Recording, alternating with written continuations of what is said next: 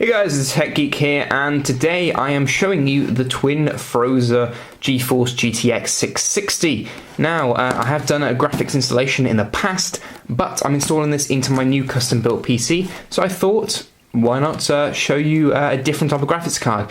Now, the one I showed you, which was the GeForce GT 430, a little while back now, but that was kind of a budget graphics card. It handled things okay, but this is the mid-range graphics card. Supports PCI Express 3.0, DirectX 11, and it has 2GB GDDR5 RAM in it. It's the OC edition, which means it's overclocked, and yeah, this is pretty much the most speed you're probably going to get out of a 660, supposedly. So let's get into the box first and see what's going on.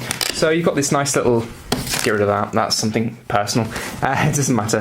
The GeForce GTX 660 twin Frozr. You have a little display so you can see the graphics card in there, and just a little bit of information. You can read it, 10 years lifetime under full load, gaming, office, all that stuff. Different information here. It's got a Kepler architecture now, which is faster, so that's good. And yeah, I don't know, I can't like repeat a lot of the very technical stuff about the card, because I don't know.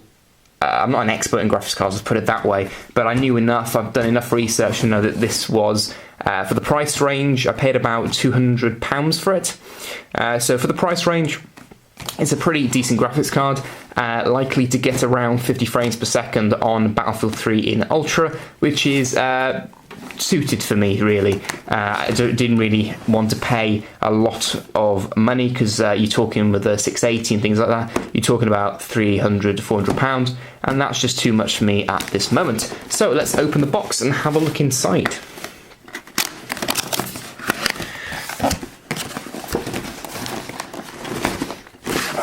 There we go. Get that away. You've got a plastic type cover on the top of the box. Let's get rid of that. That's where the graphics card is. We'll just have a look here. We've got some just different power adapters right there. Depends obviously what your power supply will output. So that's where it could be very useful. Here we have the graphics card itself. I am just going to put this aside for a moment, guys. Just going to see, because there is some stuff underneath this. So let's put this to the side. Let's pull this up. And in here, what we have a graphics card user manual. Just tells you about installing and stuff. If you're watching this video, you will not need this. So let's get rid of this. Right, a quick user guide, another quick user guide. Alright, we don't really need that either. And installation disk. Also something we don't really need. We're going to be installing the latest drivers from the GeForce website, and that's what I advise anyone to do. This disk, bunch of drivers, is always out of date, so don't use it. That's pretty much my advice. If you've got the internet, then install the latest ones. Now, also, something else I don't think you should really need. This is a DVI to VGA adapter. If you're using a mid-range graphics card like this, please use either a HDMI, a mini display port, or DVI monitor. You really shouldn't be using VGA, but in case you are, there's a little adapter for you. Maybe you find some other use somewhere else for it, so maybe not all bad, but let's put all this stuff in the box. We're not going to need any of this. Put that back on top. But pretty average things in there for a graphics card. Wasn't expecting much, and we haven't got much. Okay, so let's look at the graphics card itself. It's in this anti-static type bag. And let's take this tape off. I have opened this box before, just to briefly have a look at the graphics card first, so hopefully you guys don't mind about that. But there we go. Here's the graphics card. We've got the dual fans right here. This doesn't have a feature where it reverses the operation of the fans when you first boot it off to clear any dust, because there are some graphics cards, what they do is, say if it was spinning this way normally, it would, when you first boot it, spin the opposite way, and that would actually clear any dust that gets caught up in these fans before running back normally the other way. This doesn't have that technology, so if that's something you're interested in, then I'm sorry, but this hasn't got it. But let's have a quick look. We've got twin Frozr 3 written on here. We've got some cooling pipes. As I said, the two fans. Here we have these little caps on them. We can pull these off if you like. Okay, we have two DVI ports. One DVI-I and one DVI-D. If you know the difference, one's a digital as standard, and that's that one up there, and that's DVI-I, that supports analog and digital DVI. You really should be using digital if you're using this type of graphics card anyway, but just in case you aren't. Here we go. We got our oh, this is the HDMI here. Put it in the wrong order. HDMI. Full proper HDMI, that's great, and a display port as well there. I don't know how many people actually use the display ports, but in case you do, there you go, there's one there. And that's pretty much it. In case you were wondering, the heat of the graphics card will be dispersed down the back here. So if you're building your own custom built PC, maybe keep the way you're organising your fans and the way you're trying to keep your PC cool. So if you've got mostly in most computers, if this was mounted inside the PC, most of the air would be coming in this way and then out the back, and heat's going to be coming out this facing the front. Now I'm not particularly going to reorganize it because personally I think we're going to be alright. The PC runs pretty damn cool as it is, so I'm not too worried about it. But if you haven't got really good cooling, try and switch your fans around. So maybe it's unconventional, I know, but maybe you bring in cold air from the back and exhaust it out the front. As I said, not conventional, but it's something you can think about. It's up to you whether you want to do it or not. It's not detrimental if you don't, but it's up to you. I'm giving you that option. So we've had a quick look at the graphics card. Now let's look about installing it into the PC. Okay, so this is the PC we're going to be installing today. It's a custom built PC by myself. Just to give you an idea of the specs in this PC, it's an Intel i7 3rd generation Ivy Bridge 3770K. It's got 16GB worth of Corsair RAM in it. It's got an Asus motherboard. I'm not quite sure of the name off the top of my head. Apologies. We've got some Corsair H80 cooling in there. And all it's really missing is a graphics card. And the case is an NZXT Enthusiast case, I think. So yeah, pretty cool case, and let's start getting into the case. So first thing you need to do, just as a warning, be careful of static. I mentioned this in my previous graphics card video. Pretty much, you don't want to be creating static and putting it into the computer components because they're temperamental. You do that, you could pretty much break them. So generally, if you've got a lot of common sense, a lot of these components are quite robust these days. So if you've got common sense, just don't, skid your socks on a carpet. Try and work on wood floor if you can. Work on a wood surface or anything hard like this. Don't work on your bed or on the carpet floor. You can buy anti-static wristbands. That is totally up to you, the measures you want to go to. The most extreme measure really is an anti-static wristband. You can buy them, pick them up for about £3 on Amazon or something like that. But in general, just every time you come away from the case, just touch the metal part of the case, like this front door here is metal, the back plate's metal, just touch that. If you had any static in your hands, that would be dispersed straight to the metal case and you'd be fine. So yeah, if you're on carpet, try and wear shoes, because obviously socks against the carpet floor would generate static, but shoes, hard shoes against the carpet would not. So just common sense, just think about things properly and you'll be fine, so don't need to worry about that.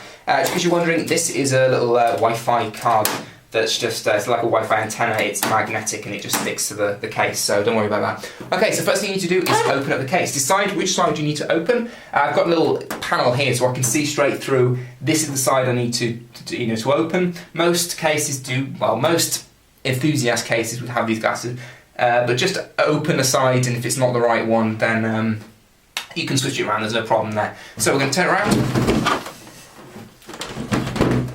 Okay, there's just little turning nodules here. If they're really tight, you can get a screwdriver. With a lot of them, they've got little indents where you can put a screwdriver in, but these ones, nice and easy. Just take these little pins off. Keep them safe, do not lose them. Otherwise you'll be stuffed and you might have to buy some new ones to keep your panel on. And that should just simply come off. Be careful in case this one hasn't, but this one's got room for it.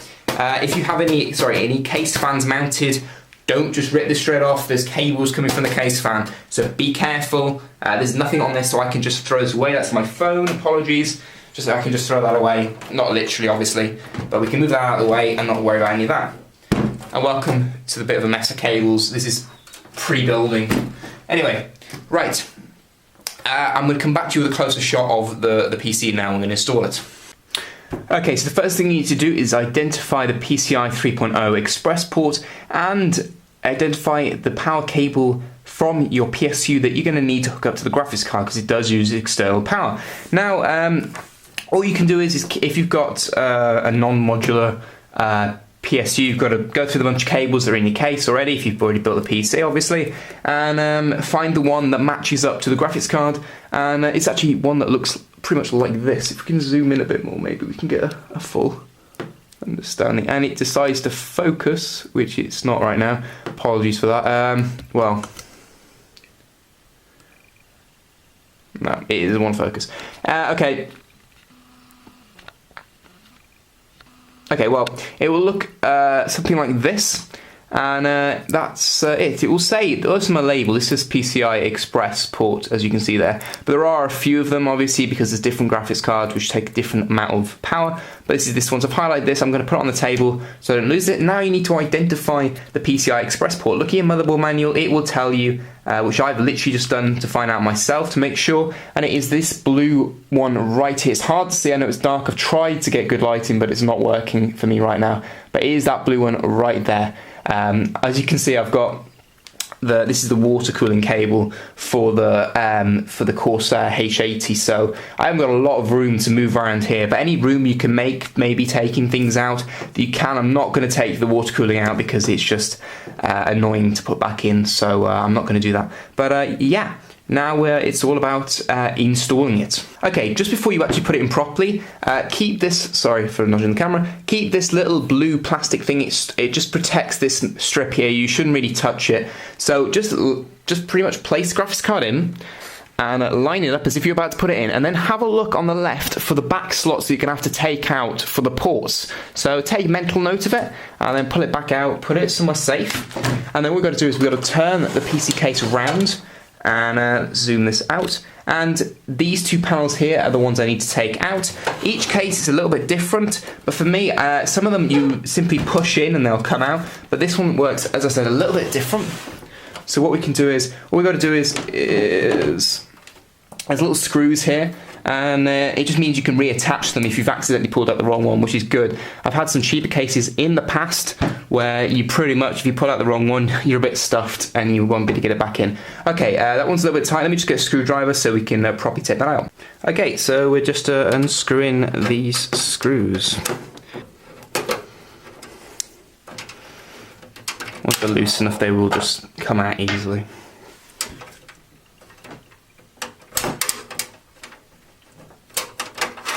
Go, and that slides out simply like that. So this takes two ports on the back, well, two compartments on the back, so let's just undo this one. This one comes out a lot easier. That one slides out. Okay, so we have the ports removed right here, and the port we need to install the graphics card is up here. I know it's not ideal, we've got cables coming everywhere. Okay, so it's finally, because we're about to install it, it's time to take off this plastic strip. Now don't ideally touch the metal strips on the bottom that I've just uncovered. So you can touch most of the rest of the graphics card, just try and hold the frame, probably is the best. Now bring it in. Okay, line it up like so, and then just lightly push in, as if you're installing RAM. You'll hear it click. And then there you go, you've installed it. Now those screws that you've just unscrewed out of there, they go back in. So you place them back in the way they were. So hold the it's hard because you've got to hold the graphics card. You can let go of it a little, but ideally don't leave it go too much just in case. You should be alright, but just try and get at least one screw in there. Okay, so we've got one in. Don't need to tighten it too much, just enough until you feel, until you pretty much can't tighten it more by hand. You don't need to get a screwdriver in there, really. It's just to secure it, make sure it's solid, it's not going to move anywhere. Okay, so the graphics card itself is officially installed. Now that power that I was talking about earlier, that little power cable right there, now you've just got to slot that back into the right place. So here's the power slot. Oh, let's just hold it. There you go, hear it click. And there you go, the graphics card is officially in place. Now all really is left to do is to pop the side of the case back on. If you have any trouble getting the case, the side of the case back on, the side panel, then I advise you just turn the PC tower on its side. Then it's just a lot easier, just slide it on smoothly. I was having a little bit of trouble just now. And these little screws that you kept earlier, the ones you originally took from the case, put these back on now in their original position.